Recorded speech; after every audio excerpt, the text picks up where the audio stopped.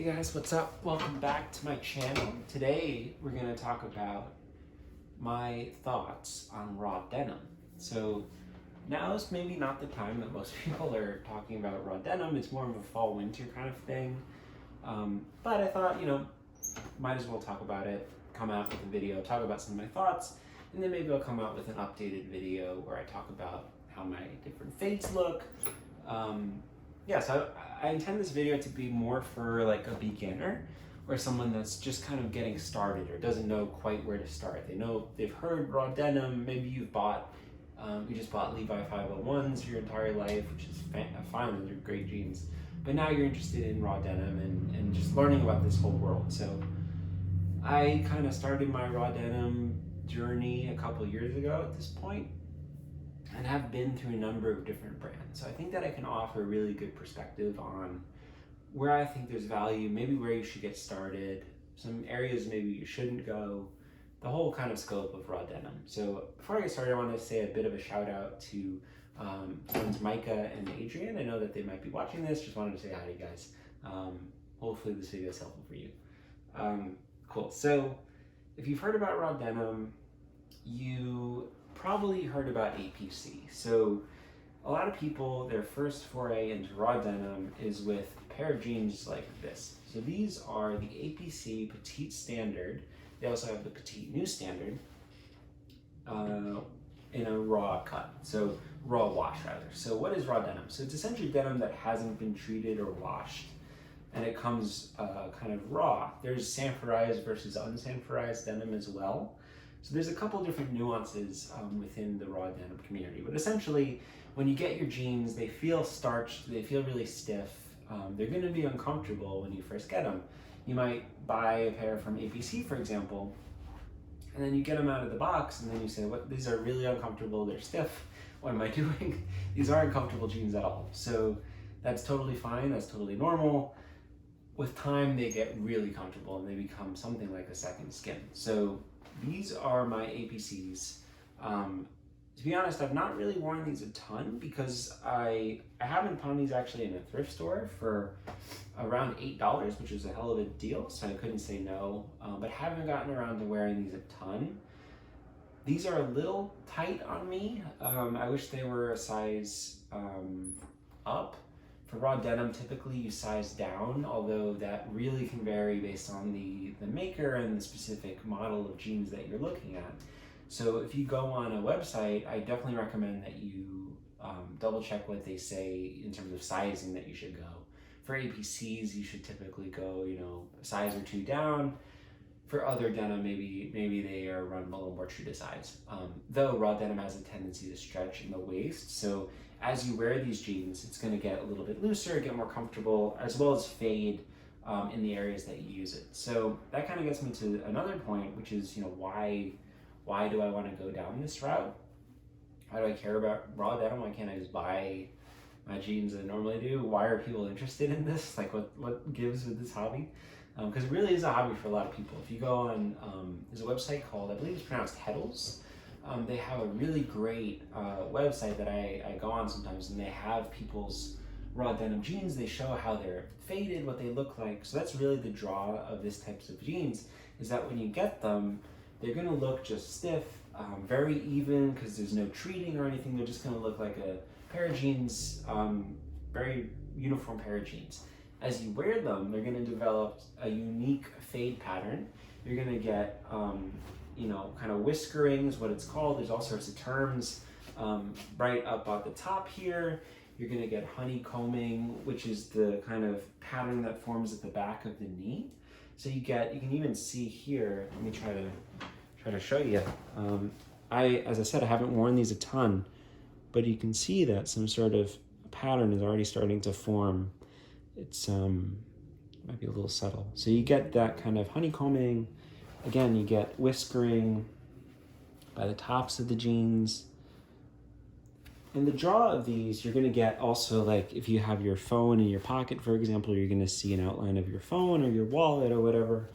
The real draw of these jeans is having them fade and age and then represent you and your lifestyle. So say I just bought this pair of APC jeans today. In 2 years, if I wear them very consistently and I don't wash them super much, which we'll get into in a sec, they're going to develop their own story and their own look. I'm going to get my phone pocket. I keep my phone in my left pocket and I keep my wallet in my right pocket. These jeans are going to develop those fades. And if I look at them, I'm going to know that those are my jeans. Kind of cool. That's really the point of it, is that it develops a story. You're able to kind of develop, there's almost a artistic or kind of, you develop a bond with the jeans, which sounds maybe a little silly, but that's the theory behind it, is that you get really attached to them. They tell your story. You're able to look at them. I have an old pair, in my closet that I've had for years, and you develop a kind of a bond or an attachment to the jeans, and you don't really want to get rid of them. Some companies like APC actually offer where you can turn in your old jeans. I think it's the Butler program is what it's called at APC, where you can turn in your jeans, and they have almost an archive of people's old jeans. There's someone on YouTube, I think his name was Wizard Kelly, I believe. And I used to watch his videos back in the day, and he would talk about how he had this old pair of Petite New Standards, and he walked into the APC store, and people were offering to buy them off of him because they just look so good. After you wear them in, they're going to develop a really unique coloring and fading and pattern. So that's a bit of an overview of raw denim. Most people, when getting started, I would say, after doing some research on the internet and that kind of stuff, or on YouTube, they watch videos, most people go for APC. And it's a great place to start. These are pretty much, you can wear any kind of season. I'm in New York in the winter. These are a little cold, to be honest, but these are great kind of, for New York, at least like 3 out of 4 seasons. These are a good pair of jeans.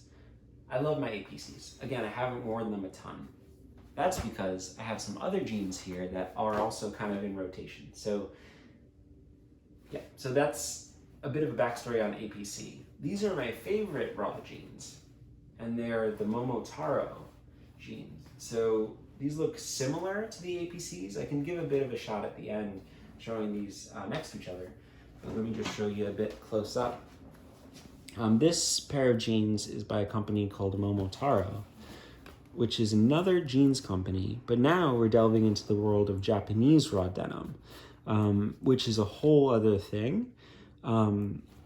They say that the best jeans in the world are from a place called Okayama in Japan, and there's a number of different denim manufacturers in Okayama. There's actually a jeans street that they have a bunch of different denim manufacturers on one street. It's a bit of a tourist trap from what I've heard, but yeah, that's where they kind of sell a lot of the jeans. Momotaro being one of them.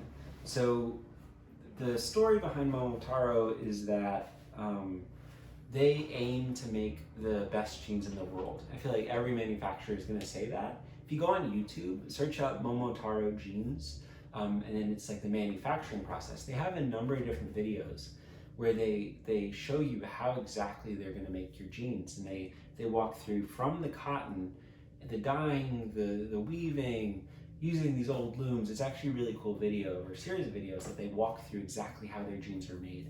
And after the video, you're like, this is crazy. Like, I really want a pair of them. So Momotaro is actually a Japanese folklore, meaning peach boy. So the story of Momotaro, from what I understand, and you can actually see on the tag here, where there's normally just a leather tag, you can see Momotaro, and you can see this little guy who's in a peach, and it says Momotaro jeans positively superior.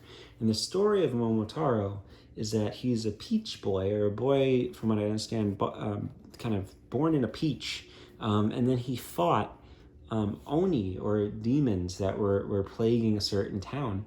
And when he went into battle, he carried a flag that had 2 stripes.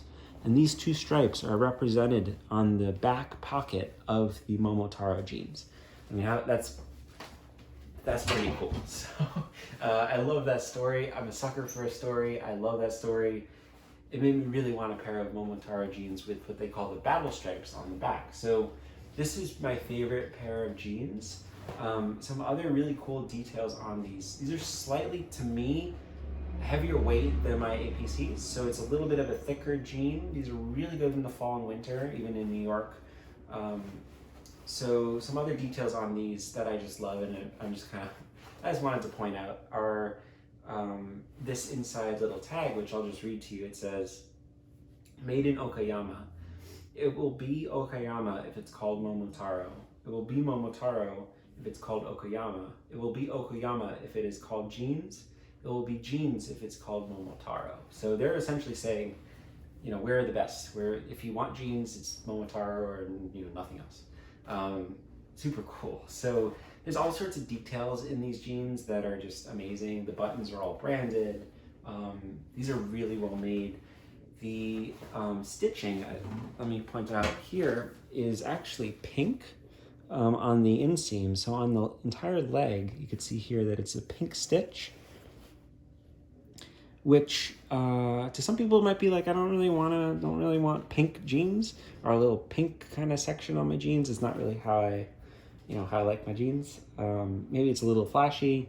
To me, it doesn't really bother me. I actually kind of like it. It's a little bit of a detail. You really don't notice it if you're walking by people. You also have a pink Selvedge stitch. For Selvedge, I'll also point out, if I go back to my APCs, you can see that they have a red Selvedge stitch. So similar looking. The idea of a selvage is that it's typically means higher quality denim that are made in smaller batches. So these are essentially the ends of the run of denim, and then this is just kind of represents the end of the line. So it's red stitch here, and then this one has a pink stitch. Raw denim jeans don't necessarily need to be selvage jeans, though I find most are. It's not necessarily, you don't need the two to be together, if that makes sense. So you can have raw jeans that aren't selvage, but typically it means that they're a higher quality jean, they're a smaller batch, probably higher quality. So something to look out for. If you are new to raw denim jeans and you want to experience Japanese specifically made jeans, I'd encourage you to look at Momotaro. This pair specifically, let me get the model name for you, is 0305-18. And I typically wear like a 32 waist-ish, 31, 32. I went true to size in these and they fit me really well. These fit me better than my APCs. I think that they feel higher quality to me. Maybe I'm a little sucker for the marketing and the advertising, but I also love the story of Momotaro. I mean, watch the videos that I talked about and then tell me what you think. I think it's hard not to love them after watching those kind of videos. So these are my Momotaro jeans. Again, these have become, outside of wearing Visvim jeans, which I also love, I have one pair of raw Visvim jeans and then a couple of already washed Visvim jeans. Those are kind of my standard go-to jeans, to be honest. But if I want to wear a pair of raw jeans, for example, I want to wear these and some boots in the fall, for example, I'll really reach for the Momotaro jeans. They're just absolutely perfect to me. There's nothing wrong with these jeans. They're a bit slower to fade, I've found, than my APCs, but I absolutely love them. These are just such an amazing pair of jeans. So again, would encourage you to look at the Momotaro jeans. The final pair of jeans that I have to talk about is something a little bit different, something a little unique, though those are very unique also, is a pair of jeans from a company called Ironheart. These are special. These are very special jeans in that they're really heavy. I think that these are around maybe 22 ounces, 22 or 24. Forgive me since I forget, but these are super heavy. So they're maybe, around double the weight of a traditional pair of jeans. And you might say, why would I want that? These are really great in the dead of winter. They're really heavy and they're gonna block all the wind that's kind of, if you're waiting for the subway, maybe a little anecdotal, but if you're waiting for the subway outside and there's a lot of wind, there's a snowstorm, these are super thick and they're really comfortable and they're not gonna let any wind through. So these in particular are the Ironheart Indigo Snake, which is a pretty badass name, I have to say. It's a pretty cool name for a pair of jeans. The story about Ironheart are that they really tailor themselves to motorcycling and kind of workwear.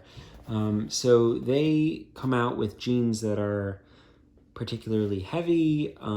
They tend to be thicker. They take longer to fade because these are so thick and so heavy. They take a lot longer to fade. They're owned, so you can see this little W almost patch on the side here.